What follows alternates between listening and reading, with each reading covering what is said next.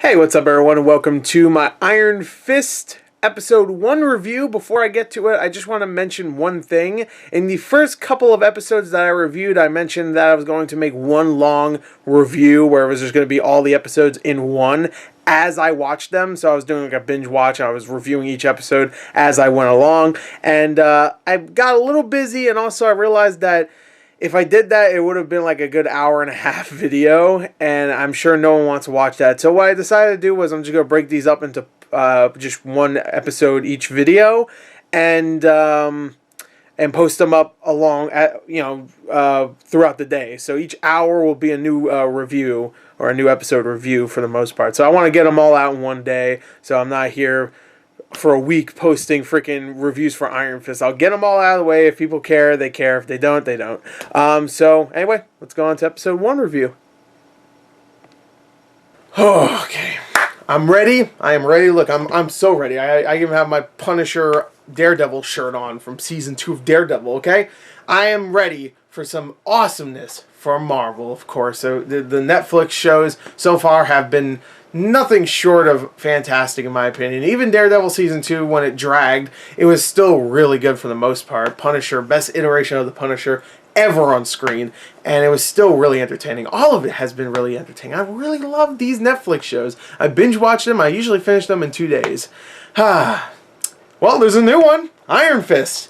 So you know what? Let's binge watch that. And while I'm watching it, I'm going to actually talk about each individual episode in this video. So right now, I watched the first episode of Iron Fist, the fourth, and for now, I'm sure they're going to introduce more characters in the future, final member of the Defenders, which is going to be pretty much the Avengers for the Netflix Marvel universe or whatever. Even though it's the same universe, they reference the Avengers all the time, but let's just consider its own universe for now. So we have Iron Fist, of course. We have Jessica Jones, Daredevil, and Luke Cage. I'm crossing my fingers from some involvement from the Punisher in some way, but most likely we probably won't get that.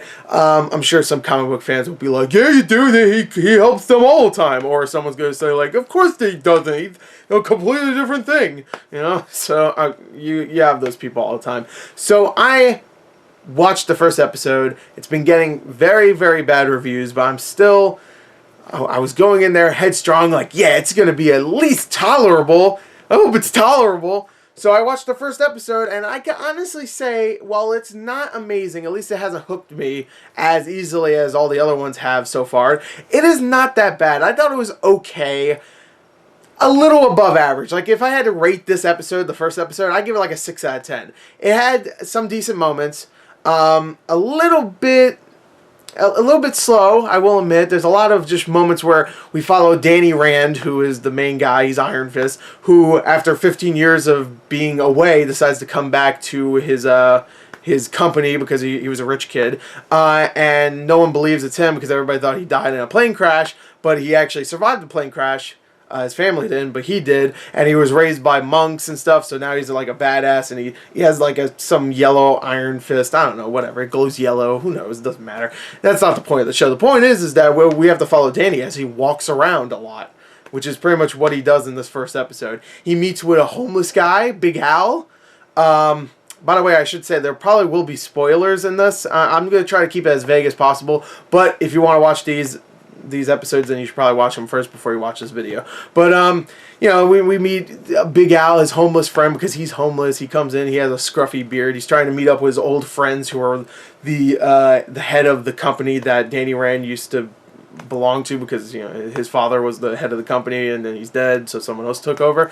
And it's pretty slow. It's not really all that interesting, but there's nothing too terrible about it. It introduces characters fairly well. Like, we see Colleen Wing, who is someone that runs a dojo, who is also really good with martial arts. Actually, I don't know what she does. I know she doesn't do kung fu. She said she doesn't do kung fu, but I can't remember what else. But she's introduced and she's fine for the most part. All the introductions are okay. There's a couple of decent scenes. It's a little tense here and there, not really too tense, but you know, it at least made me move in my chair. I was like, oh, what's going on? Ooh, and also the cliffhanger was expected, but also unexpected. Like, I knew something like that was going to happen.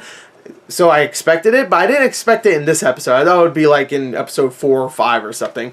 So the second episode is going to be all about what happened, of course, at the end of this episode, which makes sense. So I don't even know why I said that. So anyway, that's episode 1. If I had to give it a score, I'd say a 6 out of 10. So now let's check out the second episode.